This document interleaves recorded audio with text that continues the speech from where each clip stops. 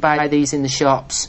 It was all done through Peter Adolph from his home. In 1962-63, he came up with the three-dimensional player, and that was when the game really took off and was revolutionised. And of course, sort of 3-4 years after that, we won the World Cup.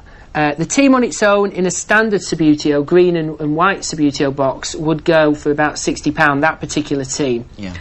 In the white box, you're looking at £100, £150, because it's the box. That box is exceptionally rare. Yeah. I've just noticed something here. We've got Subbuteo, A Journey into Space. Now, what's that all about?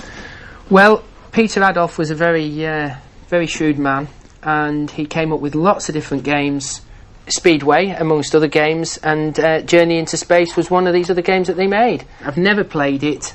I'm never likely to. There's the balloon, which you've got here. Yeah. That went in the middle, and there was these little propellers came shooting off these rods here.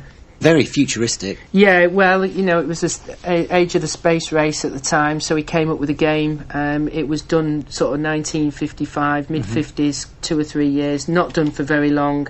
What's that worth? Today, I would say you're looking at about £400 or £500 for a set like that. Wow.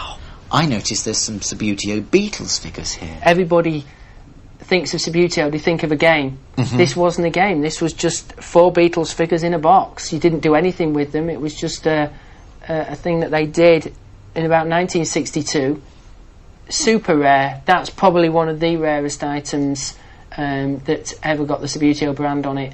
A set like that could be anything up to £1,000. What? Really, that much? Absolutely. And I don't think there'll be many Beatles collectors will even know that this exists.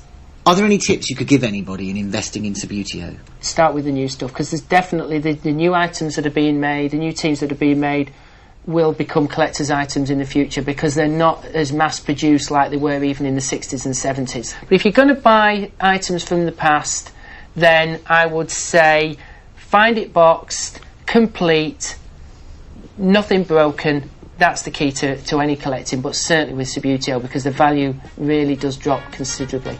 Condition. Absolutely. He needs glasses, that referee.